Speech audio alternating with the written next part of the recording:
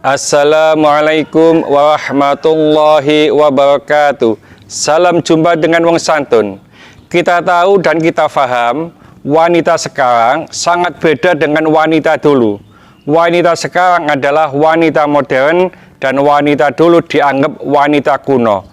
Wanita sekarang tidak sedikit yang mencukur bulu alisnya supaya lebih indah. Oleh karena itu, bagaimana hukumnya mencukur bulu alis? Secara umum, mencukur bulu alis bila tanpa kepentingan yang dibenarkan syariat, maka perbuatan itu dianggap termasuk sama dengan mengubah ciptaan Allah dan akan mendapatkan laknat Allah dan Rasulnya. Ada sebuah hadis riwayat Bukhari dan Muslim, an Abdillahi la'anallahu al-washimati wal mustawshimati wal mutanammisati wal mutafallijati lil husni wal mughayyirati khalqillahi ta'ala mali la al'anu man la'ana nabi sallallahu alaihi wasallam wa huwa fi kitabillah wa ma atakumur rasulu fakhuduhu. Hadis ini datangnya dari Abdullah.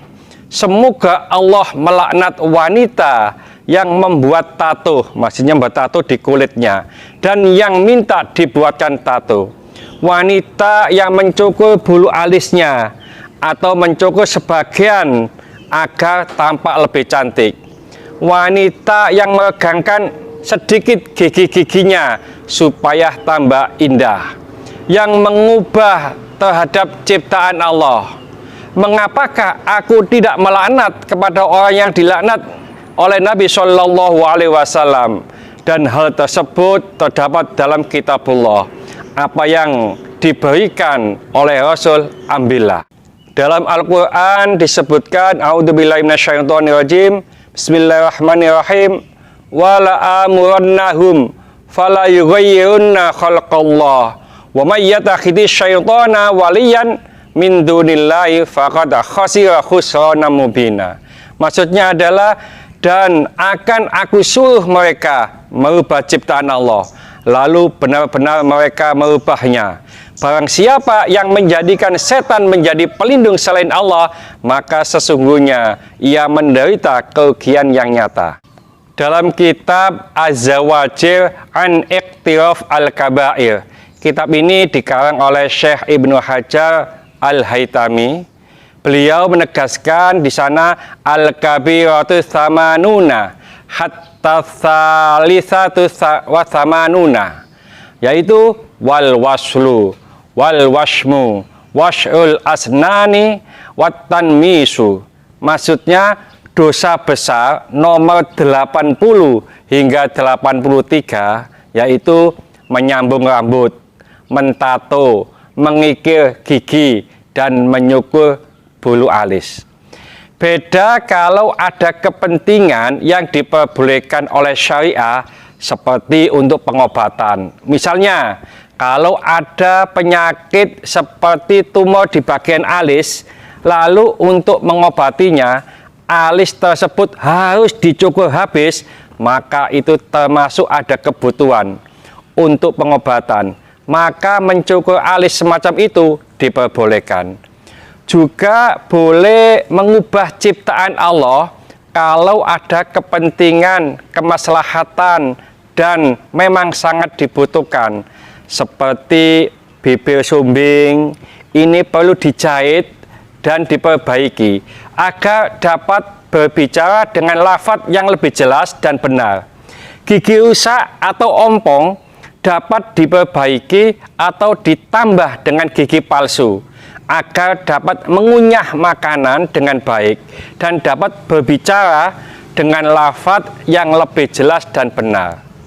Juga wanita yang bersuami itu diperbolehkan mencukur bulu alis apabila ada izin dari suaminya. Sedangkan wanita yang tidak bersuami, hukum mencukur bulu alis tidak diperbolehkan. Menurut mazhab Maliki, larangan itu berlaku bagi perempuan yang tidak boleh lagi berhias secara muluk-muluk. Seperti misalnya apabila ada seorang istri yang ditinggal mati atau dicerai oleh suaminya.